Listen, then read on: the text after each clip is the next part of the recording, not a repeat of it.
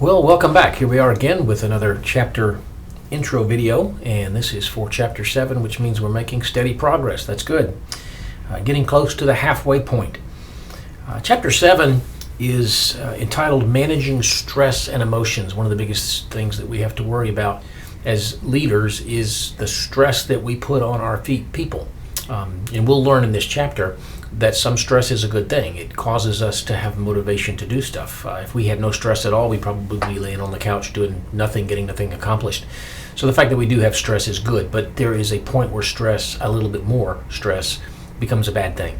And that's what the focus is of this chapter. What we're going to talk about in this chapter and what you're going to read about answers a couple of questions. First of all, related to stress, what is stress? Secondly, what is it that causes stress? Third, when we have too much of this stress, what does it do to us? What are the physiological things? What are the emotional things? What are the psychological things? So forth. And then fourth, how do we manage it? How do I manage stress personally? How do we as organizations help our people to manage stress? What can we do to relieve it or redirect it or channel it, whatever the case may be? So the first focus area of the chapter is on stress, and then we transition a little bit into emotions because stress impacts our emotions. A couple of the terms that you're going to become familiar with as a result of the chapter, the PowerPoint, and the video lecture are emotional contagion, which is the degree to which our emotions spill over onto other people and affect them, and their emotions spill over onto us and affect us. Second one is emotional labor, and that is where we are trying to identify with other people and relate to what they're going through, and that impacts our ability to interact with them. And then third, emotional intelligence.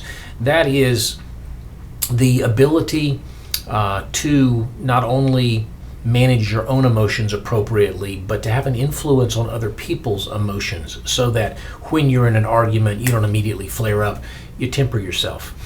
When you need excitement or you need to generate emotion or enthusiasm or whatever, you've got the ability to recognize what level there is among the people you're working with and get it built up. So stress and emotions is the ideas that we're really going to focus on in this particular chapter.